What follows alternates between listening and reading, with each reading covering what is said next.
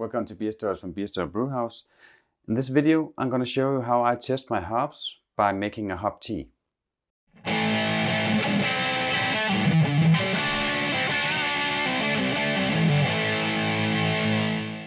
In my garden I have a Cascade, I have an East Kent Goldings, I have a Northern Brewer.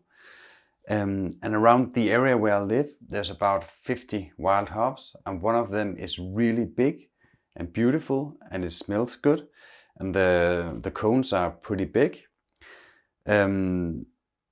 So I wanted to test that against my own hops, and it was actually good. So I thought I'd make a video to show you how I test my hops and test wild hops for flavor. So this is not for bittering, this is for flavor. So when I use them, I don't know what the alpha acids are, but if there's a good flavor in it, often I can use them for dry hopping or a kettle edition, somehow late edition. Basically what I do is just a hop stand.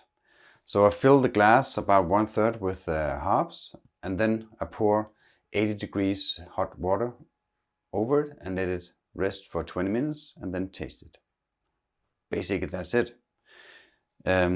Yeah, so it's a good way to test if your hops are any good at all, if the wild hops you got in your area are any good, or just to see what flavor comes out of wild hops or your own hops. So that was just a good tip. Usually I don't use my hops for brewing beer. I use them for making hop tea. If you have trouble sleeping at night, a hop tea will actually make you sleepy. So that's just a good advice. Other than that, I use them for dry hopping.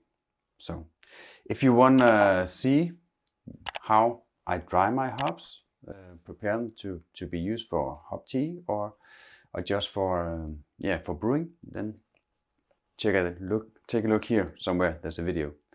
Other than that, just have a happy brewing out there.